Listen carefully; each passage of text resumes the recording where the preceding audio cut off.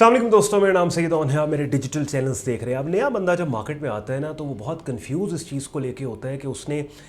Technical analysis करना है, उसने फंडामेंटल एनालिसिस करना है, प्राइस एक्शन की तरफ जाना है। तो आज की इस छोटी सी वीडियो में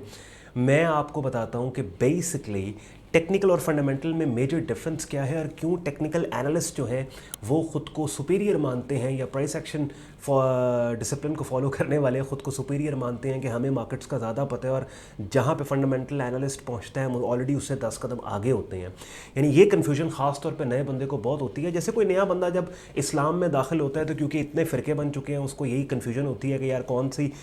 जो है वो स्कूल ऑफ थॉट ठीक है। इसी तरीके से ट्रेडिंग मार्केट्स के अंदर जब लोग नए आते हैं ना, तो ये मेनली उसको जो है वो 3 डिसिप्लिन्स प्रेजेंट किए जाते हैं: टेक्निकल, फंडामेंटल, प्राइस एक्शन। तो स्क्रीन शेयर मैं कर रहा हूँ और मैं आप सबसे पहले आपको बताऊंगा कि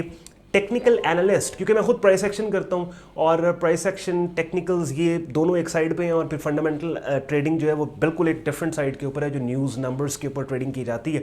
तो क्यों जो है वो टेक्निकल एनालिस्ट या प्राइस एक्शन ट्रेडर्स जो है खुद को सुपीरियर मानते हैं फंडामेंटल ट्रेडर्स से, और इसमें मेजर डिफरेंस क्या है। तो वीडियो बहुत इंपॉर्टेंट है और इस तरह की कंसेप्चुअल वीडियोस आपको पता होनी चाहिए अगर आप शॉर्ट टर्म ट्रेडिंग में काम कर रहे हो, सो दैट डिसीजंस आप सही ले पाओ। बिकॉज ट्रेडिंग सीखने में बड़ा टाइम लगेगा, बड़ी मेहनत लगेगी, बड़े पैसे लगेंगे। इट्स वेरी इंपॉर्टेंट कि आप राइट फुट से स्टार्ट करो और जिस चीज़ पे आपको कन्विक्शन है उससे आप काम को स्टार्ट करो। यानी ऐसा ना हो फंडामेंटल एनालिसिस में 2 साल लगाने के बाद आपको लगे नहीं यार टेक्निकल वाले तो ज़्यादा अच्छा करते हैं काम, वो सीखना चाहिए। तो शुरू से ही आपको ये नॉलेज हो तो बेहतर है। एंड पे आज का कंटेंट यूजफुल लॉजिकल लगे वीडियो को लाइक कीजिएगा, चैनल को सब्सक्राइब करके बेल आइकन पे क्लिक कीजिएगा। और इस टॉपिक पे बाय द वे मैंने पहले भी एक वीडियो रिकॉर्ड करवाई है, लेकिन रीसेंट वीडियो के कमेंट सेक्शन में सवाल ये बहुत ज़्यादा मौसूल हुआ कि जिसके ऊपर ये वीडियो मैं आपके लिए लेके आया हूँ, जिसमें आप स्क्रीन शेयर करके आपको प्राइस चार्ट पे ले जा रहा हूँ और वहाँ जाके लिटरली ऐसी बात समझाऊंगा, 4 नहीं 8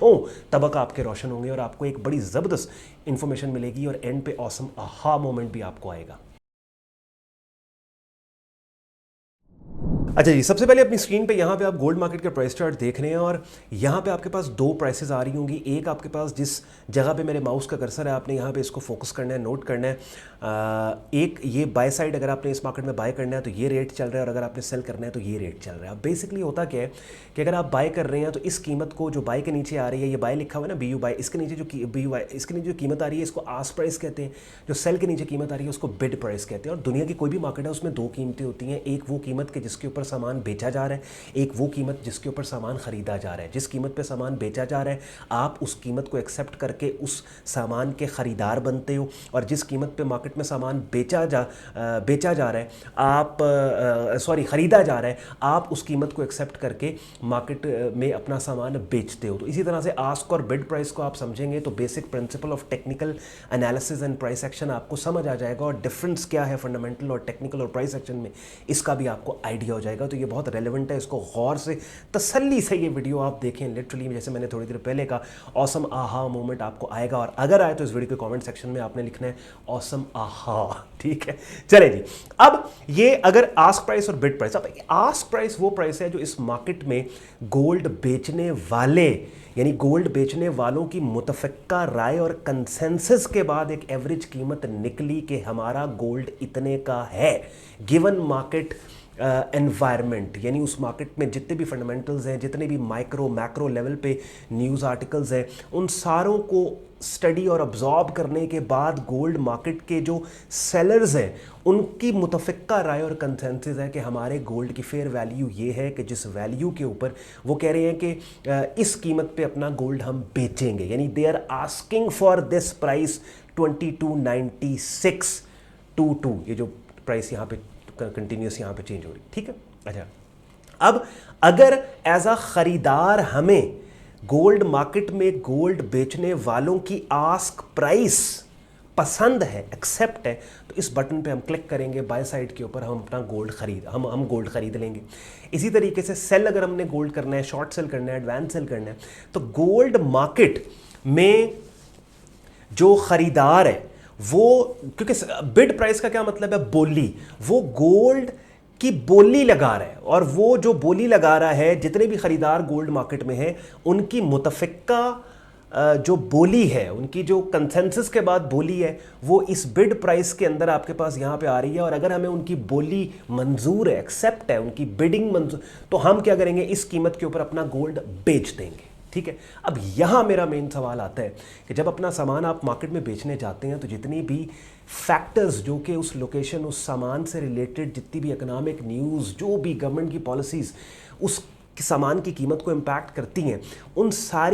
सारी इंफॉर्मेशन को दिमाग में रखते हुए अपने माइंड में एक फेयर वैल्यू मार्केट को स्टडी करने के बाद आप जाते हैं ना उस मार्केट में, कभी मेरा सामान इतने का बिकना चाहिए, ठीक हो गया। या अगर आप सामान मार्केट में ख़रीदना चाहते हैं तो सारी स्टडी और हर चीज़ दिमाग में रखने के बाद आप जाते हैं ना कि इतने की चीज़ मुझे मिलनी चाहिए।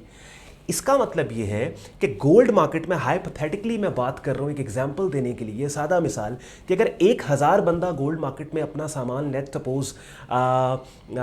बेचने आया है, ठीक है, तो उस 1000 बंदे में से हर बंदे ने कोई ना कोई न्यूज़, कोई ना कोई आर्टिकल, कोई ना कोई गवर्नमेंट पॉलिसी, कुछ ना कुछ जो है वो जो भी इंफॉर्मेशन अवेलेबल उस एसेट की कीमतों की तब्दीली से रिलेटेड अवेलेबल है उसको स्टडी किया होगा और उसके बाद ही एक एवरेज कंसेंसस वाली एक मुतफ़िका प्राइस बनी होगी कि जो कीमत वो उस मार्केट के अंदर अपने सामान की मांग रहे हैं, कि जिस मांग पे अगर आप एक्सेप्ट कर रहे हैं उसको, यानी वो जो कीमत मांग रहे हैं, यानी वो जो कीमत आस्क कर रहे हैं, जिसको आस्क प्राइस बोलते हैं, आप उसको एक्सेप्ट करेंगे तो आप गोल्ड बाय कर लेंगे। दैट मीन्स कि जितने भी फैक्टर्स जो उस सामान, उस कीमत की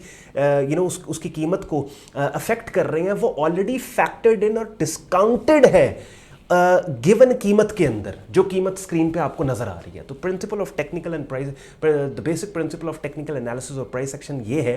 कि भाई ये जो फंडामेंटल्स न्यूज़ के आने के बाद जो ट्रेडिंग की जाती है वो न्यूज़ ऑलरेडी मार्केट में काम करने वाला ऑलरेडी उसके ऊपर एक्ट करके कीमत को पहले से तब्दील कर चुका होता है, ठीक है,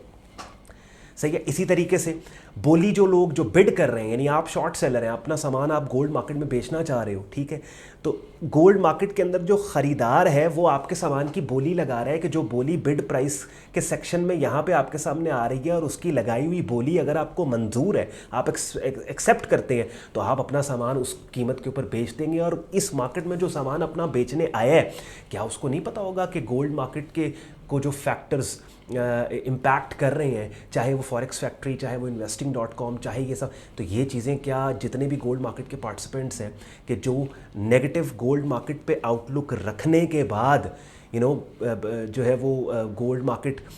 की कीमत जो है वो बन रही है, बिकॉज ये जो कीमतें बन रही हैं बिड और आस्क, ये कोई सेंट्रल अथॉरिटी तो नहीं बल्कि मार्केट की सप्लाई एंड डिमांड है जो इस कीमत को बना रही है। मार्केट में काम करने वालों के एक्शंस हैं, पॉजिटिव आउटलुक होगी तो मार्केट की कीमत ऊपर जाएगी, नेगेटिव आउटलुक होगी तो कीमत गिरेगी। तो ये तमाम चीज़ें ऑलरेडी कीमत में डिस्काउंटेड है, फैक्टर्ड इन है, ठीक है। तो ये basic principle of technical analysis और प्राइस एक्शन है कि जिसकी वजह से टेक्नीशियंस और प्राइस एक्शन ट्रेडर्स जो है उनको लगता है कि हम 10 कदम आगे इसलिए हैं बिकॉज कीमत क्योंकि एंट्री हमारी प्राइस पे, टेक प्रॉफिट टारगेट प्राइस पे, स्टॉप लॉस हमारा प्राइस पे, तो क्यों ना हम प्राइस की मूवमेंट को स्टडी करके पैटर्न्स को हाईलाइट करें और उसके ऊपर हम काम करें, इंस्टेड ऑफ दिस के वो इन्फॉर्मेशन जो ऑलरेडी मार्केट पार्टिसिपेंट्स ने अब्जॉर्ब करके जिसके ऊपर एक्ट कर चुके हैं वो, और उनके एक्शन के बाद कीमत ऑलरेडी तब्दील हो चुकी है, तो क्यों हम उस पुरानी इन्फॉर्मेशन के ऊपर जो है वो अपने फ्रेश ट्रेडिंग डिसीजंस लें,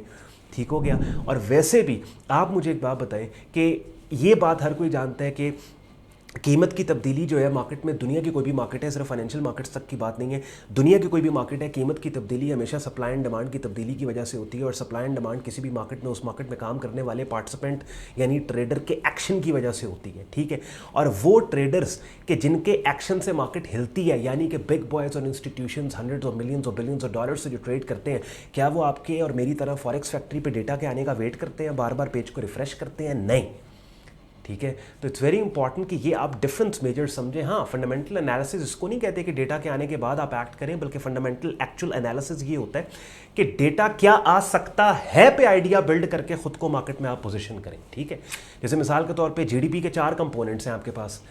कंज्यूमर स्पेंडिंग है आपके पास, गवर्नमेंट स्पेंडिंग है आपके पास, बैलेंस ऑफ ट्रेड है आपके पास, उसके बाद आपके पास ये फिस्कल पॉलिसी और ये सब चीज़। तो इसको पहले से आपको पता हो कि यार रिटेल सेल्स का डेटा ये आया, इन्फ्लेशन फिलहाल ये चल रही है, ट्रेड बैलेंस ये है, तो पहले से आपको आइडिया हो कि यूएस का एडवांस जीडीपी ये आ सकता है, कि जिस आइडिया के ऊपर खुद को मार्केट में पहले से पोजीशन करें आप। फंडामेंटल एनालिसिस का एक बड़ा गलत वर्जन यहाँ पे पाकिस्तानी ट्रेडिंग कम्युनिटीज़ के अंदर दिया गया है कि भाई डेटा के आने के बाद एक्ट करना है। नहीं, डेटा क्या आएगा ही असल ट्रेड है,